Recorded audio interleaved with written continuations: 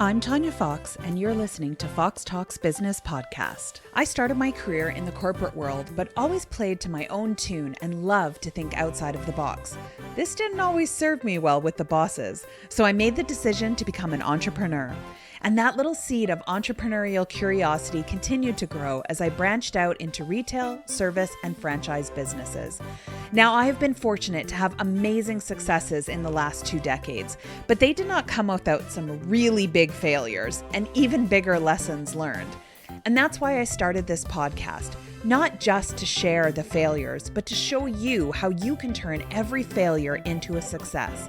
We're going to hear from some amazing humans from around the world that are going to share their stories of the good, the bad, and the motivational entrepreneurial life has to offer. After all, life is too short to make all of the mistakes yourself, so why not learn from each other? And of course, we're going to have some fun, because as I always say, well, you know what? I'll tell you that at the end of the episode. So thank you so much for coming on the show today. I am so excited to chat more with you. It's a delight to be here, Tanya. Thank you for inviting me. I'm really excited to speak with you as well. So tell us a little bit about your background, because you actually come from an entrepreneurial family. So I'm interested to hear a little bit more about that. Yeah, I started my background working in marketing, Pepsi, Coca-Cola, Ericsson, sort of core marketing strategy. And I'm not really quite sure how I fell into it, but I found myself redundant yet again in the midst of depression here in England. And I thought, I'm going to start a business. Now, when I tell the story, Tanya, people find it surprising. How can you just start a business? Well, I did. And I think I've gotten my confidence from my family. My entire extended family is in some form of business. My parents were in retail. So as a little girl, I learned very early on what profit, loss, customer service, suppliers, buying, selling for a profit, and the whole 360 process that goes into business. So when I first started my business, it was really easy because I understood it, and I worked in marketing, sales, business development. You know, they were core key skills for me. My first business failed. So it was actually my second business that I managed to set up, scale, and sell within a year, a tech business way back in the 1990s, at the early starts of tech. So it was really exciting. And so I think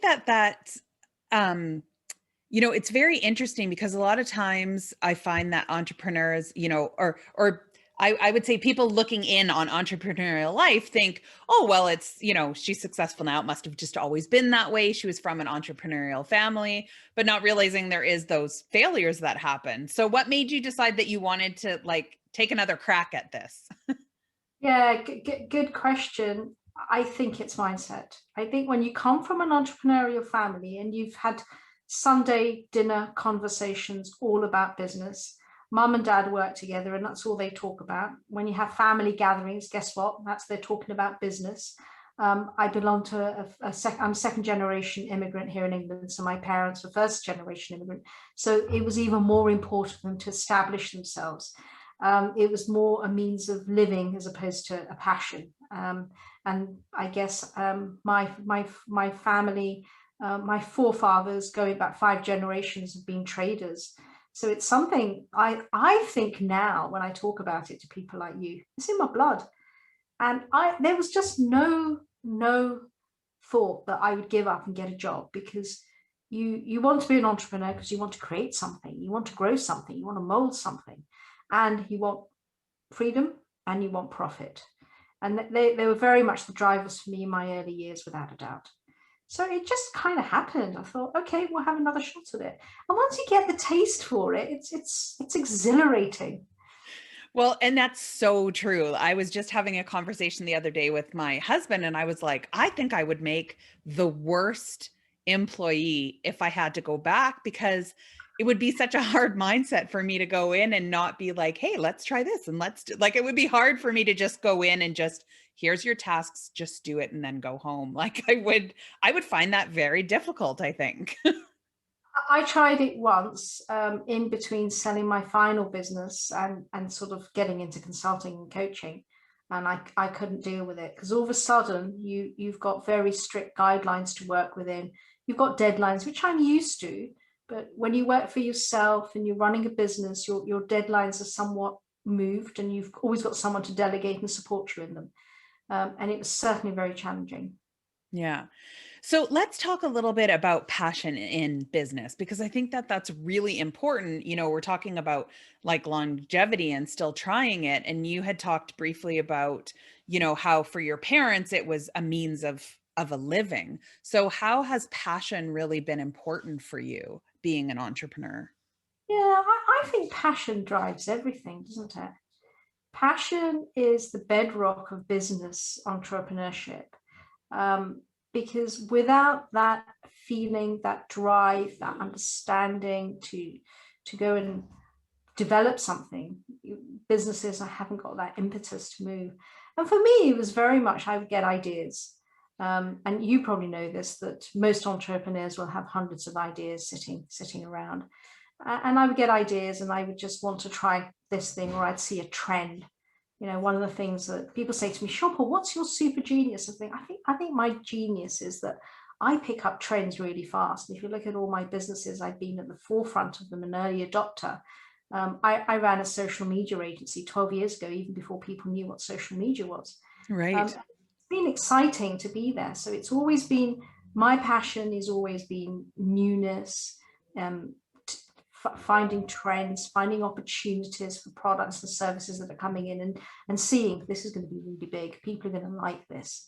Let me create this. Let me develop this. Let me service people with this. And I think it's that sense of curiosity too, that sort of drives an entrepreneur, because you're like, how can I make this work? Or how can I change this? Or yeah, I always have that train of thought going of, do I want to do this? This looks fun. A constant TikTok thinking, we'll see a product and we'll look at it and so, where's this made? Where did this come from? What does this do? And I think that growth mindset, that inquisitive mindset is always there. And that's what makes good entrepreneurs, and they develop it and they never stop, which is why they burn out so quickly, I think, because we're spending so much time working all the time, and our brains and our cognitive capacity is constantly utilized.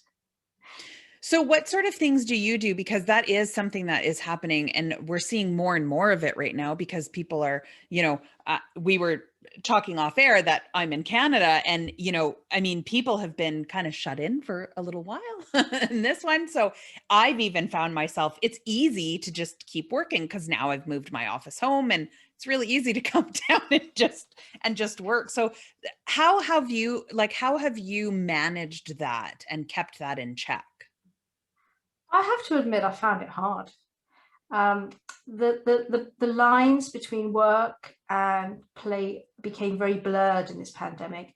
We're here in England, are probably coming up to a whole year of lockdown now. That's a long time. That's a long time. Things that I've done are really keep hard reset. So for me, come 6 o'clock, boom, that's it. Tools down. Do not work as much as the incentive is there, or the opportunity. So I'll just go upstairs and sit in my office for a little while. I have found that a little bit challenging because I work internationally, so there's always things to do, and that's been an opening for me, that with the pandemic I've got more time to service international clients. I've really made sure that I've looked after my well-being, so I've made sure that I've left the house daily, got into nature. I've discovered something, listen to this, Tanya, it's called forest bathing. And when I heard about it, I thought, what, do you get in your bathing suit and you go in the forest? And, I didn't understand it. but literally, you leave your phone behind, and I love walking through woods and forests here in England. And you almost go into a meditative state and enjoy the sounds, the smells. And we take all this for granted, don't we? We've got friends with us, we've got a cell phone with us, we've got earpods on.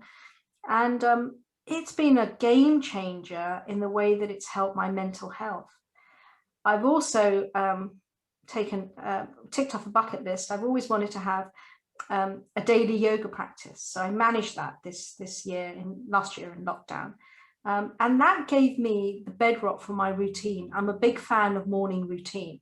to the extent that if I go on vacation and I don't make my bed, boom, that's it. My routine's just finished. So I always make my bed when I'm on vacation.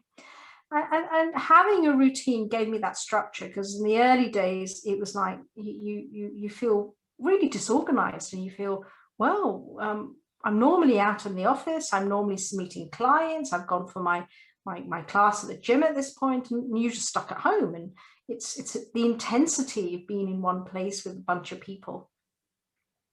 So the yoga kicks off my routine.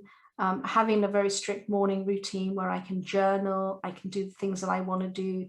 I do Robin Sharma's 5 a.m. club, so I'm up pretty early, and that gives me a chance to have time on me, develop me, read, watch some programs, really spend time on exploring the things that I enjoy. And then I can kick in with servicing my coaching clients 9 o'clock, or attending a seminar or something. So that routine, having some well-being time, making sure that I really spend time on some exercise. I try and find joy in my life wherever possible. So the slightest thing will have me in fits of giggles now, because it's made me look at things in a very different way. And I'm looking for an opportunity to laugh in all these times. So they've been the main things that I realized with preventing burnout. And where work's been concerned, I do a digital detox. I do not touch my phone at weekends. I throw it in the laundry basket if I can, just that I'm not attached to it, because it's impossible with all the pings and the tings, and you've got Slack messages coming through, you've got social media messages coming through, and you've got constant input into you. And it's very important, I think, to put that apart, so that when you do go back to work, maybe it's a Monday, maybe it's a Tuesday, you have a fresh mind and you have enough cognitive space to give that time and space to your work. Yeah, I do that as well. I actually have to, I have found I have to actually physically turn my phone completely off, because I am on it so much during the week that even if it's, a couple of floors up, I can hear it like a child crying. Like I can hear it vibrate, even if I have it on silent. And I was like, this is crazy. And I found that I actually had to shut it off so that temptation wasn't there. So I'd always be like, oh, I wonder, I'll leave it. But I was still constantly thinking about what that was. So I think those are all really great tips for people, because I think, I'm the same as you. I've read that book and follow, not strictly to it, but I do a lot. I have my structured routine every morning. And I find even one day, if I miss one thing that I do routinely, I feel off. I feel like something's going on. I'm missing something, and I just don't feel centered to start my day. Really, really important that we maintain that. And I think the other thing that's worth mentioning is that we live in a world of smart devices. So if I don't turn my phone off, or I leave it upstairs only, it's going to go off on my smartwatch. Someone's calling me, or someone's pinged me, or Alexa will start saying, Shilpa, you've got a call coming through. I'm like, it's actually really difficult sometimes to switch off. And I found a hard, complete switch off is the only way. It's crazy. Yeah. But it's so true. And we don't think of it, right? We think, well, I put my phone, I put my phone away and I don't look at it. But it's really, being regimented with yourself, of saying, you need this time. This is healthy for you. This is going to be beneficial as well. Like you were saying, it's going to be so beneficial to your clients, to those people that you're working with, that you're coming and you're refreshed and rested and rejuvenated to work with them. Exactly. It's important that we give our best to our clients and manage our mental health, generally as business owners, entrepreneurs, but I think more so in pandemic times, and many of us are noticing that. So talk to us a little bit about the coaching that you do, like why you got into that, and what exactly is it that you coach on? I always say, Tanya, that I'm an accidental entrepreneur. I kind of fell into being an entrepreneur, but I think it's been my life calling. And I also say that I'm an accidental business coach, and that it's just happened that I've ended up being a business coach. And it's been a natural progression, because I've grown from running my own businesses, startup, scale, selling, right the way through to knowing what the pitfalls are, what failure feels like, what success feels like, how to scale, and move that along. And that's been quite interesting to do. So, so when somebody comes to you and they're looking for help, typically who is it that you're helping? What clients do you usually see that? They tend to be ambitious business owners. They've been in business for a couple of years, maybe 3-4 years, and they've grown. They're good at what they do, so they've got a proven business model, a proven business model in place, and they're struggling probably with, well, how do I grow? Where do I grow? How do I hire staff? What markets can I grow into? And all of those things. And that's really going to make the difference for them. Well, and I think that that's something that, a lot of people don't think of, especially when they're starting, right? You sort of have this inertia and you're going on with what you're doing. But I think every entrepreneur kind of gets to that point where it almost feels, for lack of a better expression, like they kind of hit a wall where they're like, well, I want to grow, but where, how? So what are some tips that you would give if someone's sort of finding themselves in that situation? What are some of the tips that you even give, to your own clients to help them decide, is this the next step that I want to take? Yeah, I think it's really important to get the client's vision correct. Where do they want to go with the business? Many people start a business without the exit and end. What's going to happen? Are they going to sell out? Are they going to have a succession plan? Are they just going to wrap up the business? Is it a lifestyle business? Most clients that come to me have grown to quite significant stages and want to grow further. They want to double their turnover. They want to put system structures, processes in there. They want to hire different staff, but they're struggling with staff and maybe churn. Marketing is always an issue. How do they get more referrals? How can they get slicker in their retention rate, their conversion rate? So it's really looking at where the vision is and then taking the client through that process in many ways. Is it their culture that needs to be looked at first? Is it their marketing that we need to look at first? And we take little sections and work on them. And then before they know it, the client is working towards a completely different business model, which has taken them to where they want to be. Well, and I think it's almost, I think that's where a business coach can be so crucial because they can sort of see things from the outside. Because sometimes when you're, when you're in the muck, when you're in the trenches, it's sort of hard to step back. And we hear that all the time, just step outside of your business and look at it from a different perspective. But that can be really hard to do, especially if you were the one that's created everything up until this point. Yeah, I think it's really challenging when you've started a business, especially if you bootstrapped it. I think it's a different business model, right the way through to looking at where the business is going to be and what they want to do with it. So I think the challenges are very much focused around what are the processes they're going to take the business through. Look at it from the outside, look inside. And when someone's sitting outside, such as a business coach, they're able to see where the gaps are. What are the opportunities that people are missing? How can things be done differently? And of course, it's so lovely if you've got someone to talk with. Many people say it's like having a business partner or a person on the board, an extra person on the board. And I think that's phenomenal. I never had one, Tanya, in the years that I was in business. Business coaching hadn't really come about then. And I wish I had. I think it would have made my business journey so much easier, so much more fun. Yeah. And I agree to that too. I remember even like the first business I started, there was a lot of years where there was struggle where, yeah, I felt like there was nobody to talk to that would truly understand or that would truly be able to offer me advice. And I, thinking back, I'm like, gosh, I wish I would have had somebody there that I could go, what is happening? Like, why does this keep happening to me? Kind of thing. I was lucky to have a very good support system, but yeah, I think that, sometimes it can feel like a lonely journey, like you said, especially if you're the one who's sort of bootstrapped and, or even if you're in something that is like a service-based business that's completely based around your mentality, your thoughts, your brain power, that can be quite lonely. I think business is lonelier the higher up you get and the more successful you become. So it's really important to have a structure, a thought process that supports you, someone to bounce ideas off, someone to guide you, mentor you, as well as coach you, so you've got your own personal development journey. Another challenge that many entrepreneurs face is the whole challenge of leadership, because they've come from creating a business model, and all of a sudden they're not actually involved with sales and execution of that business model, but they're involved in leading the staff. And that's where the systems come into play.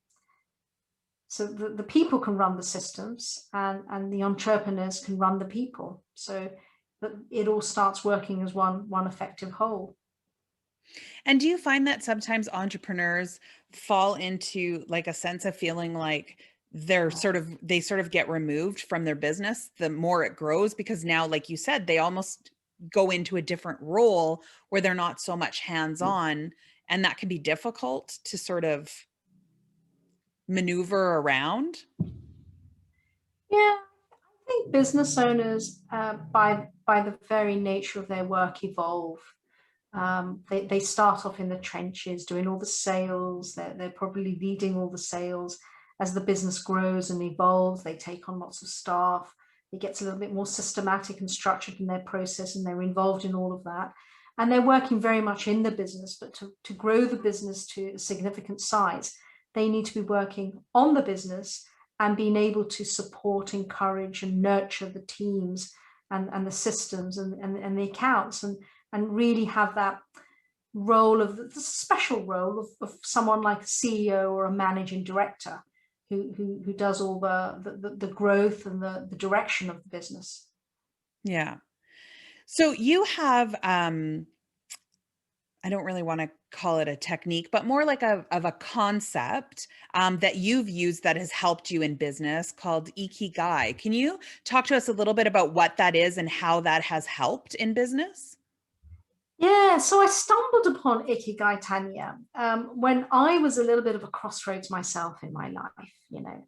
I'd sold my agency, I'd burnt out, I'd had a couple of years out and spent some time recovering, rejuvenating. I was lucky I could. And I wanted to understand what my next move was. I've been fueled by passion throughout my life. Oh, I love this idea. Let's set up a business. And it's very easy for me to be, as a startup business owner, to say, we'll do it, because I've done it so many times and I understand it. The challenges for me have always been in maintaining and growing the business past 5 years. And Ikigai is known as a reason to jump out of bed every morning. I thought, wow, that sounds really pretty cool. You've actually really got not just your purpose, but you've actually got a reason to jump out of bed. And it's a Japanese word, but it's not exclusive to Japan. And I guess a simpler way of saying it would be follow your bliss. What is your bliss? Find out what your bliss is and don't be afraid to follow it. And how do you find your Ikigai? And it's almost the intersection of 4 very clear components. And one is your values. What are your values? We do so much work around values, but I think many of us know them. What are the things that you like to do? What are the things you're good at? And this was the game changer for me, this 4th step, which made me think, oh my God, this is so cool and so clever. And the 4th step is, what are people prepared to pay you for? Because being a businesswoman, I'm always going to think about those elements, that actually, how is the market taking this? And when you get that intersection of all these 4 things, you've got your Ikigai. It sounds like a logical process, doesn't it, when I've described it? And if you Google it, you'll find these Venn diagrams with this little intersection, and that's your Ikigai. But I think it's more an organic, natural, holistic process on that. And I think sometimes your Ikigai will come to you, and you may find a lot of the work that you're already doing in some areas is your Ikigai. I certainly find that with entrepreneurs, because they've already followed their passion. They've probably modified, refined their business model to actually understand that there is an element of payment in what they're doing. The market wants what they want. And they refine the model to know that they're good at it and they enjoy it, or they won't be doing it, I hope. And that's often their Ikigai.